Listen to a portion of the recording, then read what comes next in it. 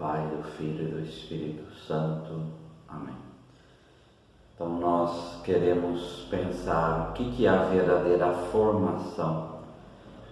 E sendo Jesus o nosso verdadeiro mestre, nós queremos ter qual é a verdadeira formação que nós, como cristãos, como católicos, como seguidores de Jesus, seguidores da Palavra de Deus encarnada, devemos ministrar e devemos receber das pessoas dentro de um âmbito eclesial. E o que não falta então também são os falsos mestres e até deformadores do ser humano.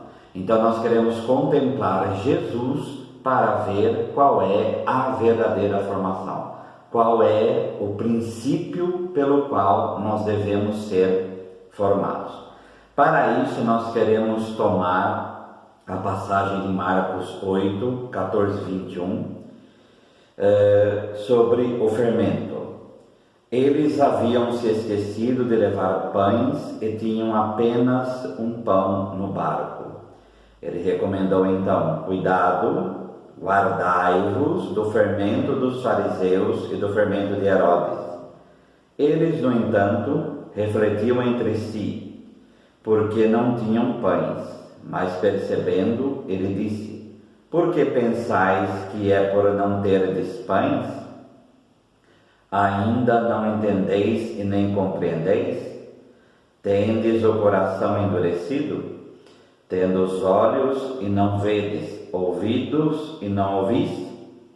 Não vos lembrais de quando parti os 5 pães para 5.000 homens, quantos cestos cheios de pedaços recolhestes? Disseram-lhe: 12.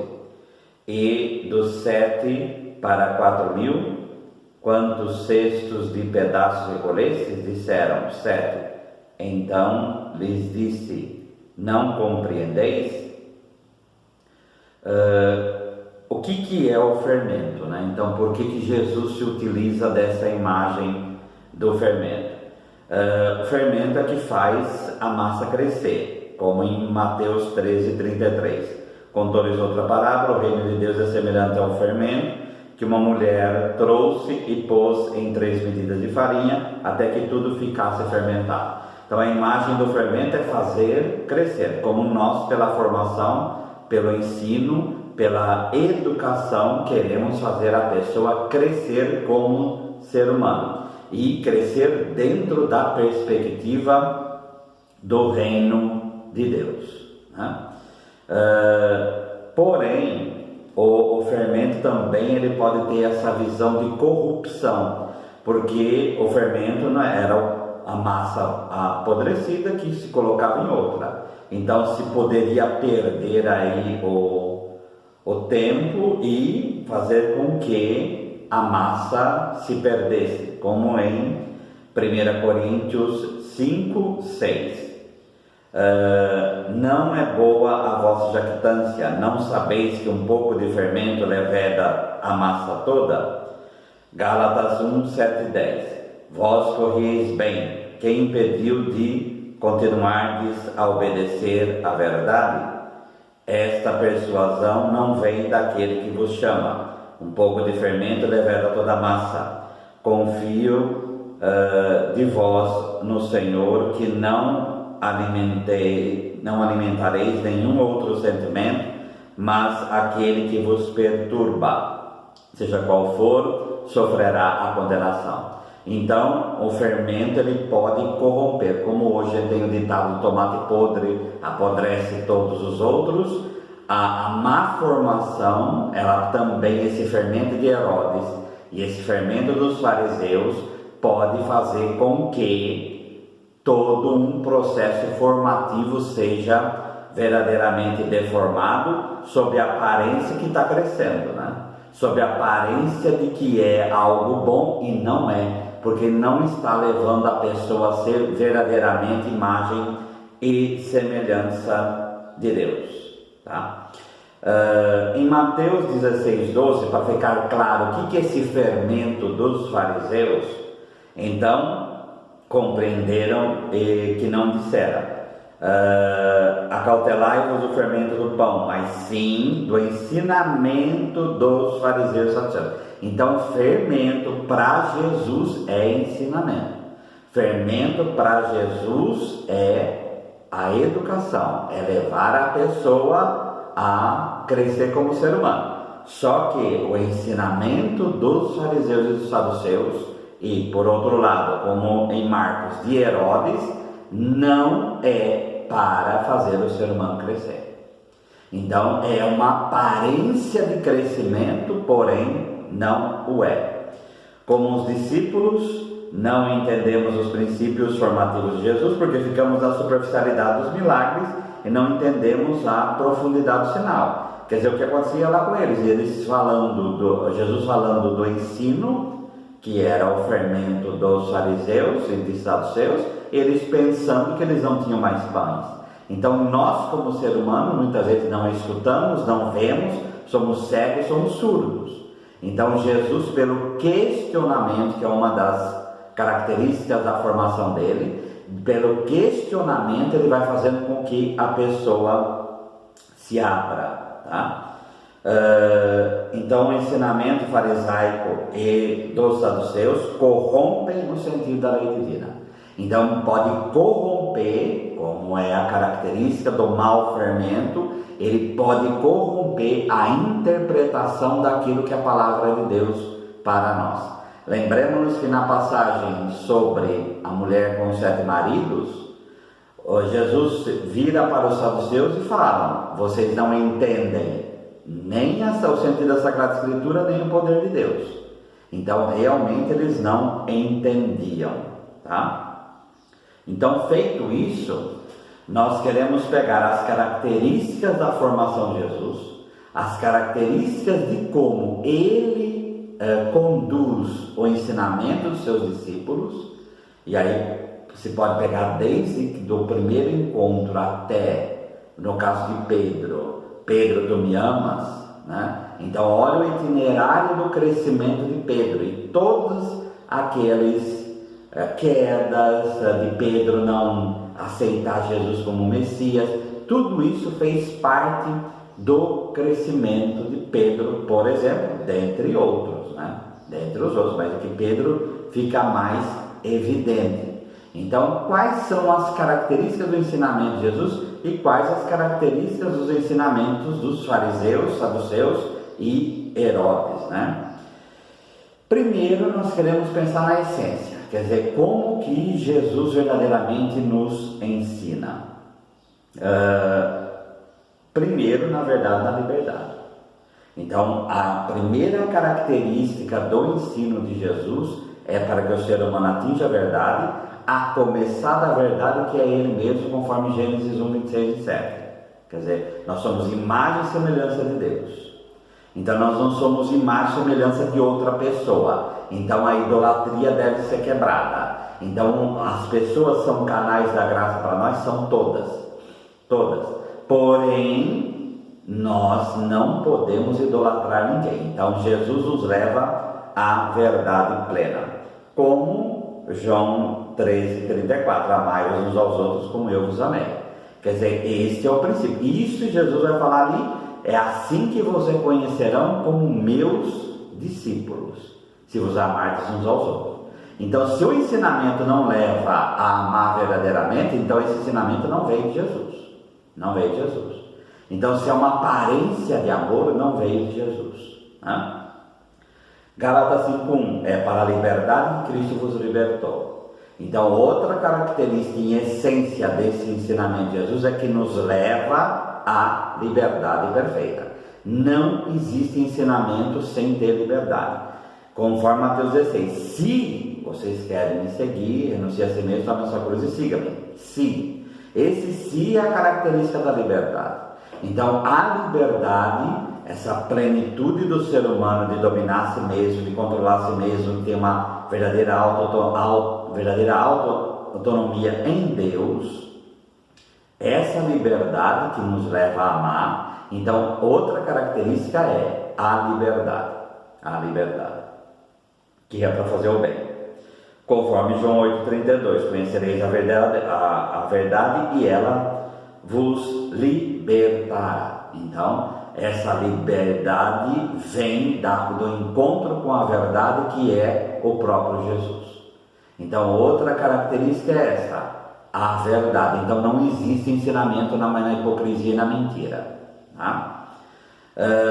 E eu sou o caminho, a verdade e a vida. Então, Ele é o caminho. Então, todas as vezes que nós temos dúvida do nosso itinerário formativo, todas as vezes que nós temos dúvida de como nós estamos educando as pessoas, é olhar para o caminho que é o próprio Jesus.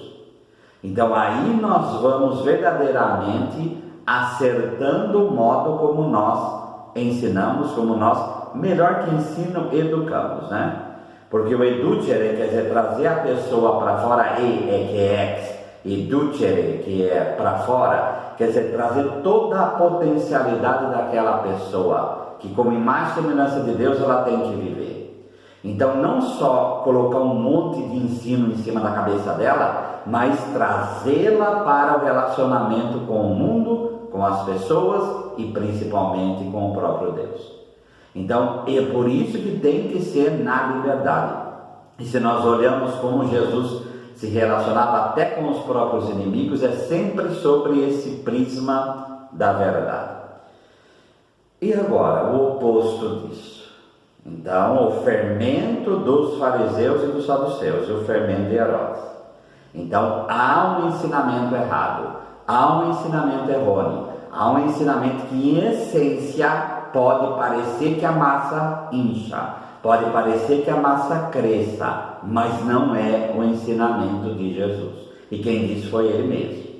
Então, em Lucas 12:1, nesse íntere, havendo a multidão afluído aos milhares a ponto de se esmagarem uns aos outros, ele começou a dizer, em primeiro lugar, e a seus discípulos: acautelai-vos do fermento, isto é, da hipocrisia dos fariseus. Então, o que é o centro do ensinamento, da essência do ensinamento farisaico e também dos saduceus, que aí uma casta sacerdotal que também só se admirava daquilo que era material, é a hipocrisia. Hipocrisia não é falsidade somente. O hipócrita, ele acredita na própria mentira.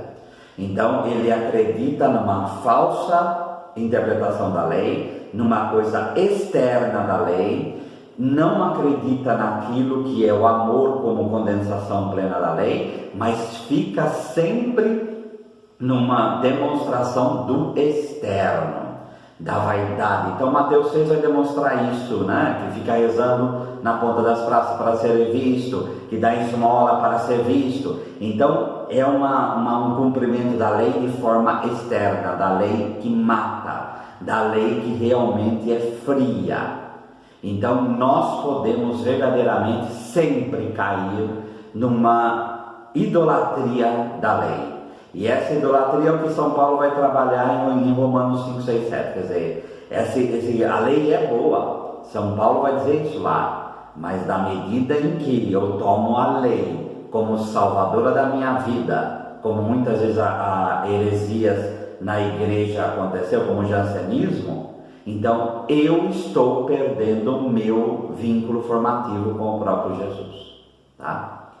Então, nós precisamos tomar cuidado das vezes que apostamos na lei e não apostamos mais na graça. Aí nós estamos verdadeiramente perdendo o rumo do nosso próprio processo formativo. No caso, a essência do fermento de Herodes é o mundanismo, né? Que o Papa Francisco tantas vezes fala. Em Lucas 13:32, ele, porém, me respondeu: e de dizer a esta raposa. Então, qual é o símbolo da raposa? É o animal que verdadeiramente, sorrateiramente vai e mata, né?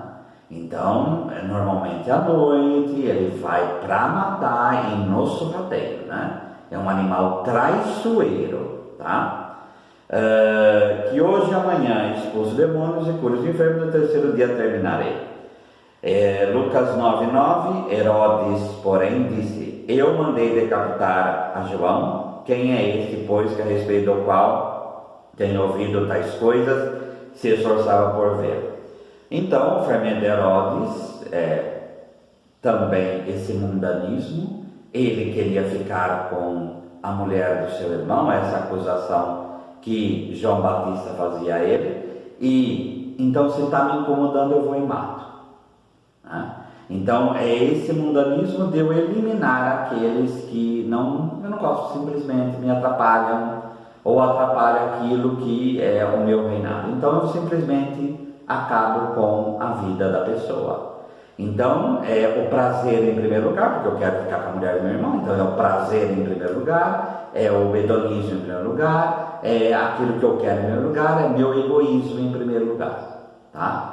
Então, se nós vamos para uma ponta puritana dos fariseus, aqui nós vamos para uma ponta laxista, no caso dos herodianos, né?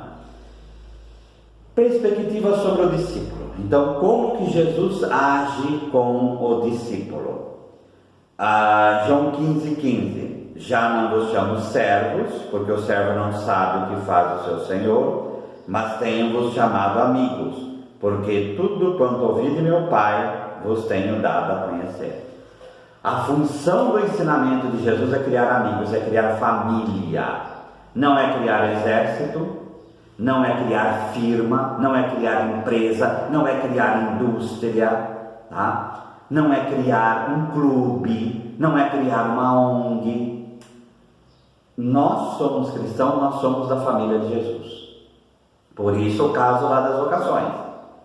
Então, se eu vou enterrar meu pai, não, deixa o modo intencional. Por quê? Porque o certo é trazê-los para a vida. O certo é trazê-los para a família de Jesus. Então, se o nosso ensinamento está levando as pessoas a ser qualquer coisa que não for uma família de Jesus, não minha só, é a família dele, tá? Ele é o que preside esta família. O nosso ensinamento não é o ensinamento de Jesus.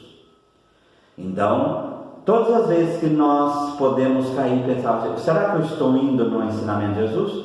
O fulcro, o centro, o crivo, a balança do discernimento nós estamos criando família de Jesus, sim ou não?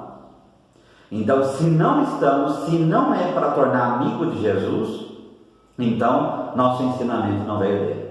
Tanto que lugares em que destroem a vida das pessoas, que tem essas outras imagens sem ser família, a pessoa não consegue mais olhar para Deus e perde a fé.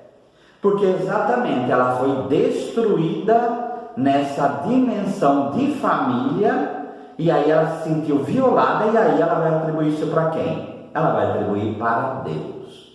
E aí, daquele que faz isso, aquela coisa da morte jogada no mar. No caso dos fariseus, o discípulo é visto como um apêndice. Ele é visto como um prolongamento da minha própria imagem. Mateus 23:15. Ai de vós, escribas e fariseus hipócritas, porque rodeais o mar e a terra para fazer um prosélito, que é um seguidor, e uma vez feito, tornais filho do inferno 2 vezes mais do que vós.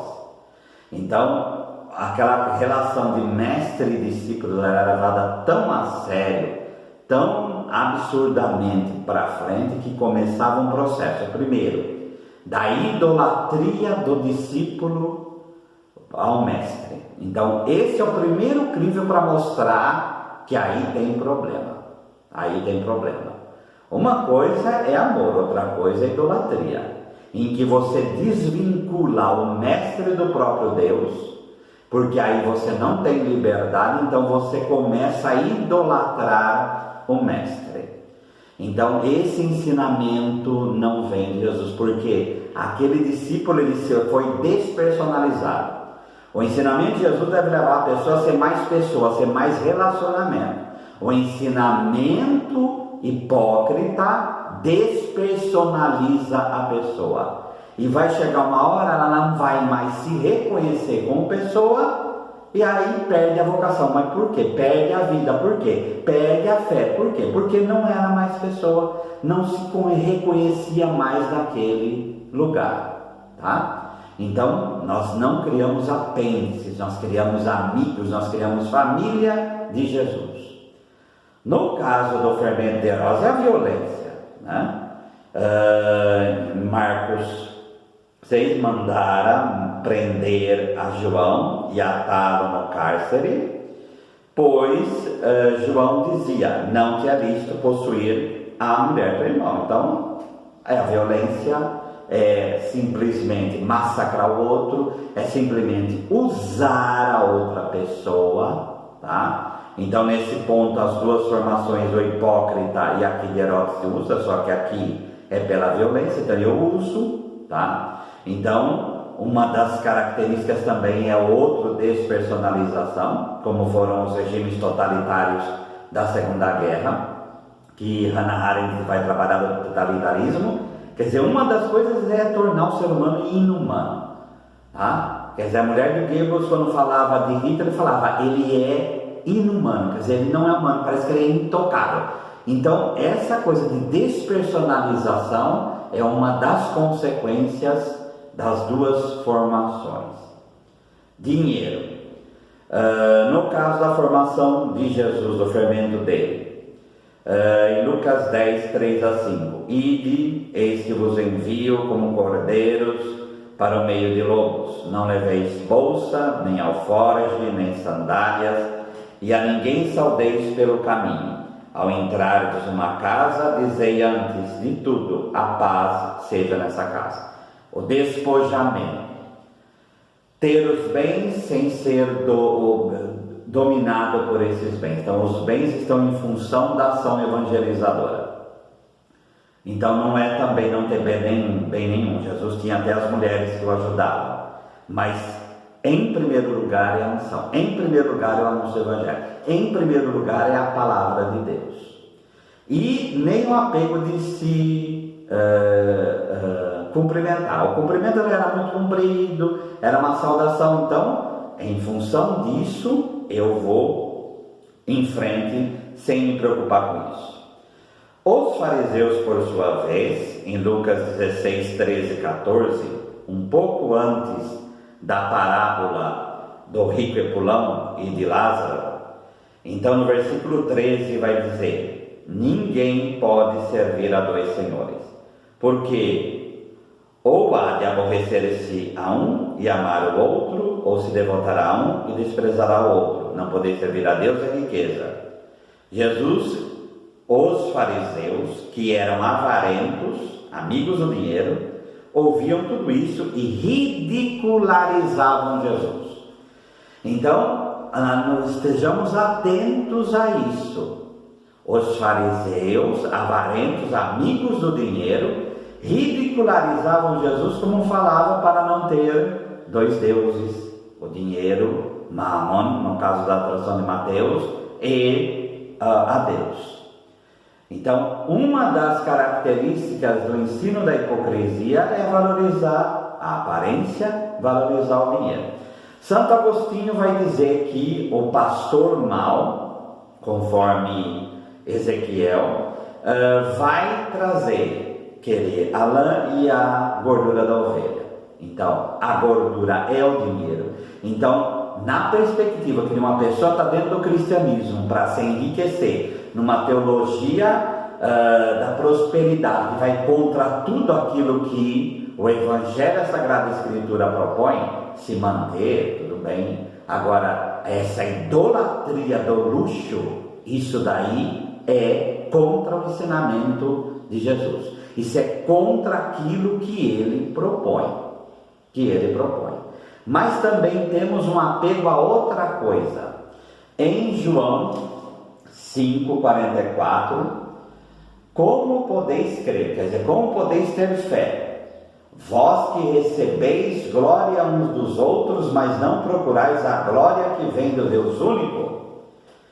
Então, na medida que eu quero aplauso, na medida que eu trabalho por aplauso, na medida que eu trabalho para agradar as pessoas, para ter apêndice, na medida que eu quero as pessoas que se submetam a mim, na medida que eu quero pessoas para eu brincar como marionetes, eu deixei de fazer o ensinamento de Jesus. Vós que procurais a glória uns dos outros. Essa história de ficar com sede de aplauso não vem do ensinamento de Jesus. Então, Ele é o Deus que morre na cruz. Ele é o Deus humanado que morre na cruz. Então, se a pauta da nossa pregação, se a pauta do nosso ensino é o aplauso das pessoas e não fazer as pessoas crescerem, e porque quando nós vamos fazer as pessoas crescerem, nós colocamos limites, e ninguém gosta de limite. Mas é um limite, não pelo limite em si, como no caso dos herodianos, que era a coisa da violência. É um limite para mostrar o quanto a pessoa precisa crescer. Então há uma diferença aí. Agora, se eu vou conduzindo com acepção de pessoas, e eu vou conduzindo esse ensinamento para ter apêndices, para ter pessoas que me aplaudem, para ter pessoas que me lambam, aí eu estou no ensinamento da hipocrisia da escola dos fariseus. No caso dos herodianos, riqueza e luxo. Então, Marcos 6, 22. Entrou a filha de Herodíades e dançando, agradou Herodes e a seus convivas. Então disse o rei à jovem: pede-me o que quiseres e eu te darei. E jurou-lhe: se pedires mesmo que seja metade do meu reino, eu lhe darei. Lucas 7, 25. Que saísses a ver, falando de João Batista, um homem vestido de roupas finas? Os que vestem bem e vivem no luxo, assistem nos palácios dos reis. Então, a medida do ensinamento herodiano é o luxo, é a riqueza, é metade do meu reino, é a aparência, é aquilo. Eu não posso falar de João Batista, por quê? Porque ele vai, o que meus convidados vão dizer, né? Então, a perspectiva do luxo não faz parte do ensinamento de Jesus, tá? E pessoas que saem da hipocrisia e vão para o herodiano é aquelas pessoas que passam em cima de qualquer um para ter o que elas querem. E isso daí não vem de Jesus e nunca vai vir. Interpretação da lei. Mateus 23, 23. Os preceitos mais importantes da lei: a justiça, a misericórdia e a fé. Então, e a fidelidade. Então, essa justiça, a misericórdia e a fidelidade é a essência. Se nós perdermos no nosso ensinamento a essência e ficamos buscando outras coisas, nós já deixamos há muito tempo o ensinamento de Jesus. Então é outro crivo. Nós, na vida inteira, nós vamos precisar do espelho da Sagrada Escritura para ver se o nosso ensinamento é realmente de Jesus ou não.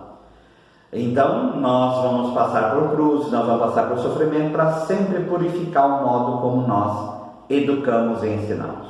Mas sempre o crivo eu estou ensinando a misericórdia, eu estou conduzindo a uma verdadeira justiça e a verdadeira fidelidade a Deus, senão nosso ensinamento não vale nada. No caso dos hipócritas, dos fariseus hipócritas, aí fica claro pelo oposto o que Jesus queria dizer. Mateus 15, 7. Hipócritas, bem profetizou Isaías a vosso respeito, dizendo: esse povo honra-me com os lábios, mas o seu coração está longe de mim. E em vão me adoram, ensinando doutrinas que são preceitos humanos. Esses preceitos humanos deixa de ter como centro Deus e começa a ter como centro eu mando.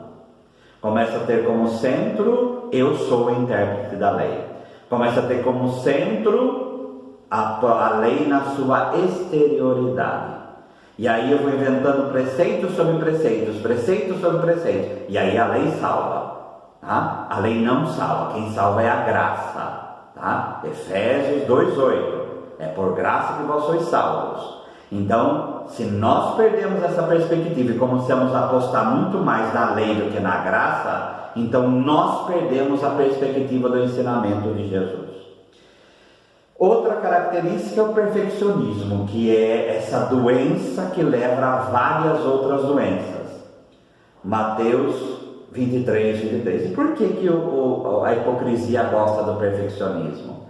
Porque sou eu que me torno perfeito, não é a graça de Deus.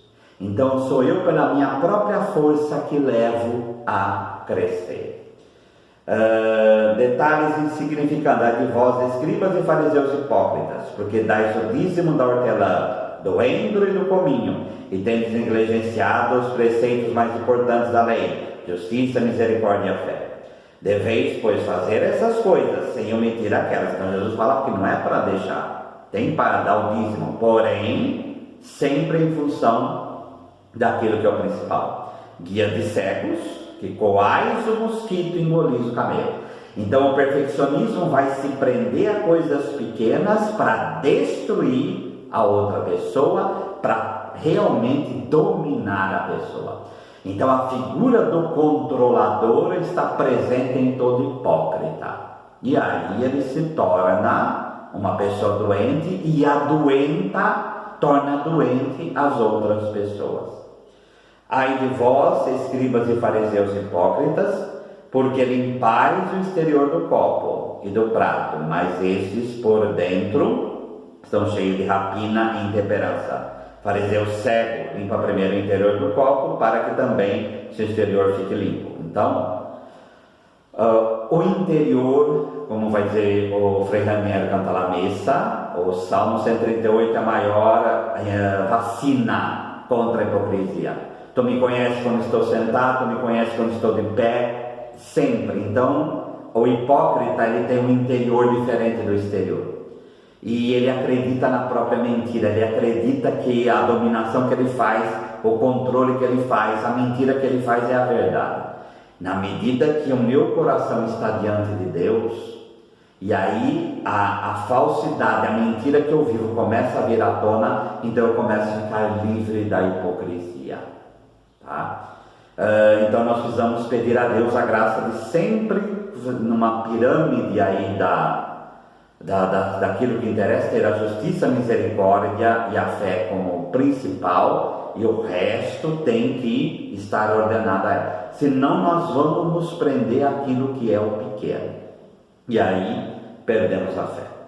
No caso do fermento de Herodes, a lei para oprimir e dominar. Mateus 20:25. Então Jesus, chamando-os, disse: sabeis que os governadores dos povos os dominam, e que os maiorais exercem autoridade sobre eles. Não é assim entre vós. Pelo contrário, quem quiser tornar-se grande entre vós será esse que vos sirva. Então a dimensão do serviço, tá? E não da dominação, que é a característica dos grandes ditadores. Então pode olhar para os grandes ditadores, que afinal de contas eles querem ser idolatrados. Posição pedagógica. No caso de Jesus, acolhida do pequeno e do pecador, Lucas 15:1, aproximando-se de Jesus todos os publicanos e pecadores para o ouvir. A posição hipócrita é divisão. A posição hipócrita é criar divisão para dominar, como era a teoria do Império Romano. Jesus é sempre agregador, Jesus é sempre quer que todos, Jesus é sempre o banquete cheio. Então essa é a posição de uma verdadeira acolhida, tá? E não da falsidade que ri com a faca, com o punhal atrás das costas, como diz o Salmo, tá? Então é realmente acolher a pessoa como ela é, para a partir daquilo, como no caso de Zaqueu, aí trazer a pessoa verdadeiramente ao reino, e não criar capa em cima da pessoa. Diálogo, Lucas 10:25. E eis que certo homem, intérprete da lei, se levantou com o intuito de pôr Jesus à prova e disse-lhe: mestre, que farei para herdar a vida eterna? Então Jesus perguntou: que está escrito na lei, como interpretas? Aí ele respondeu: amarás o Senhor, etc. O diálogo, então aqui é só um exemplo, mas o que não falta é diálogo de Jesus até a sua morte. Então é dialogar, mas dialogar para quê? Diálogo de surdo? Não, é um diálogo para buscar a verdade. É um diálogo para chegar na essência da lei. Então essa é outra característica do ensino de Jesus. É um diálogo que tem o propósito de chegar ao centro e não uma falsidade. Serviço e exemplo. Então, Lucas 10, 13. Vós me chamais mestre e o Senhor, e dizeis bem. Perdão, é João 13. Ora, se, sendo Senhor e mestre, vos lavei os pés, também vós deveis lavar os pés uns dos outros. Porque eu vos dei o exemplo, também façais também. Então, a dimensão do ensino de Jesus é levar a pessoa a servir como ele fez o serviço na cruz. Tá? Então, essas três características podem ter outras: acolhida, diálogo e serviço. No caso dos fariseus da hipocrisia, qual é a posição pedagógica? Exclusão. E murmuravam, Lucas 15, 2, e murmuravam os fariseus e escribas, dizendo: ele recebe pecadores e come com eles. Então, enquanto a perspectiva de Jesus é a verdadeira acolhida, a perspectiva da hipocrisia é a exclusão. Quer dizer, ou você é como eu, ou você não é. Tá? Então, não consegue trabalhar com o diferente, não consegue trabalhar com a diversidade, não consegue trabalhar com aquele que é diferente. Então, tem que modelar de acordo com o amigo. Não sei levar a pessoa à liberdade. Ou se enquadra na forma, então cortamos a cabeça e os pés e te reduzimos, ou não é formação. Então, essa não é a formação de Jesus. A formação da exclusão não faz parte do ensinamento dele. Por isso que o Papa Francisco hoje se torna um ícone nesse ponto, né? Que é a teologia do encontro. Superior e inferior. Então, o frisar isso. Enquanto ele vai falar de servo, aqui vai falar de superior e inferior. Lucas 23, 5. Praticam, porém, todas as suas obras com o fim de serem vistos pelos homens, pois alargam seus filactérios e alongam suas franjas. Amam o primeiro lugar nos banquetes, nas primeiras cadeiras das sinagogas, as saudações das praças, contrário lá do processo da evangelização. E serem chamados de mestre. Então gosta do engrandecimento, gosta que é elogio, trabalha em função do elogio. Vós, porém, não sereis chamados mestre, porque eu sou um mestre e todos vós sois irmãos. Mas hoje se chama de mestre, se chama de pai, se chama de guia. Nós somos nele, tá? E sempre para levar a ser família de Jesus. Armadilha. Chegando disseram, Marcos 12, 14, mestre, sabemos que és verdadeiro e não te importas em quem quer que seja, porque não olhas a aparência dos homens, antes segundo a verdade. Ensinas o caminho de Deus, é lícito pagar a César o tributo ou não? Devemos ou não devemos pagar? Jesus respondeu, percebendo-lhe a hipocrisia, respondeu: por que me experimentais? O elogio para criar a armadilha. Então, o intuito, como também em João 8, no caso da pecadora, ali é outro caso clássico. Quer dizer, o propósito é sempre derrubar o outro. O propósito é instrumentalizar a lei para colocar aquilo que eu penso. O propósito é sempre nivelar as pessoas no nível do que eu quero ver e não trabalhar com unidade na diversidade. Então, nós somos unidade na diversidade. Esse é o fruto do Concílio Vaticano II. Então, essa uniformização não dá certo. Tá? Ser católico é trabalhar com o universal. E o universal não é o mundo inteiro só. O universal é trabalhar com todos os tipos de pessoas. Hipocrisia não consegue fazer isso. Tá? Não consegue, porque o prisma é sempre unir a minha ideologia. E no caso de não há posição pedagógica em Herodes, é só dominação. Quando a gente pensa na sétima arte, então olhando Teresa, toda a história, aquela série de 8 horas da televisão espanhola, é um ótimo para ver o que é uma mestra verdadeiramente, Jesus, que quer realmente tornar as pessoas mais pessoas, né? São João Bosco, por exemplo, é outro mestre. Então o filme vai mostrar desde a decepção dele com o primeiro jovem que ele queria, e aquele jovem se perde, então a dor, e isso vai canalizando em todo o processo. Mas também podemos ver em filmes outros. Então, filmes que podem demonstrar essa formação de Jesus, né? Escritores da Liberdade, um filme de 2007, que tem um projeto de leitura escrita, e aí sobre principalmente o diário de Anne Frank. Então, essa professora pega alunos que vivem em situações terríveis na periferia, e através da escrita eles começam a criar uma turma, e essa turma se torna família, porque um começa a se identificar com a dor do outro. Então, mesmo no centro cristão, a gente vê ali o ensinamento, por isso escritores da liberdade, tá? Então eles vão aprendendo a liberdade verdadeira, vão deixando de ser grupo para se tornar uma família, porque é isso que eles depois se autodenominam. É muito interessante. Outro filme indiano também de 2007, Como Estrelas na Terra. Isham é um menino que tem dislexia e sofre com isso, inclusive da própria família, é colocado no internato, e também passa por um ensinamento totalmente opressivo, até encontrar um professor que passou pelo mesmo problema e se identifica. E esse professor, a partir dali, então mostra como trazer esse educere, traz esse menino para fora.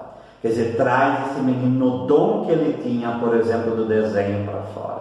Muito interessante também. E o clássico Comece com Carinho, de 1967, Sidney Poitier, quer dizer, vai pegar a mesma coisa, alunos da periferia londrina, que também tinham uma agressividade, e ele, nesse processo, ele vai conseguindo trazer esses alunos pela cultura e também pela empatia, né? Agora também nós temos o oposto, né? Então a gente pode também na sétima arte identificar filmes também que trazem o que não deve ser educação. E o primeiro é o filme de 2008, A Onda. Um professor, Rainer, ele faz uma experiência sobre uma aula de autocracia. A autocracia é o processo de ditadura, e ele implanta um trabalho de grupo baseado no nazismo, e ele vai conduzindo esse processo e perde a mão, e simplesmente ele vai destruindo pessoas, e ele consegue destruir pessoas, tá? Porque os mais fracos não entendem e são destruídos, porque começa o processo da idolatria. Então, mas o importante nesse filme é analisar como o professor, ele se encanta com o próprio processo. Ele se encanta com o próprio processo. E ele se torna guia de cegos, como vai dizer Jesus dos hipócritas. Oliver, a célebre obra de Charles Dickens, Oliver Twist, para ver o que é um orfanato, né? Então, aquela imagem horrorosa de dominação, de bullying, de violência, como nós vimos várias vezes, né? Na história ainda vemos, né? Evelyn, uma história verdadeira de 2002, retrata aquilo que depois veio à tona e que até o Papa Bento XVI condenou, sobre o abuso dentro dos orfanatos na Irlanda. Então, uma cena clássica é a irmã religiosa tomando lição, como se dizia, daquela criança, e sugando porque ela não soube falar que Deus é amor. Quer dizer, é um completo descompasso entre a pedagogia e aquilo que está sendo ensinado, né? Então, pode ter traje, pode ter veste, pode ter o que for, mas não é verdadeiramente ensino de Jesus, né? E a consequência nós vimos na história. Então, peçamos a Deus que nós sejamos verdadeiramente educadores na fé, trazer as pessoas para o encontro verdadeiro com Jesus, que levem-nas a viver o amor, que é aquilo que eu sou, né? Como vai dizer São Paulo, se eu não amo, em 1 Coríntios 3, eu nada sou, né?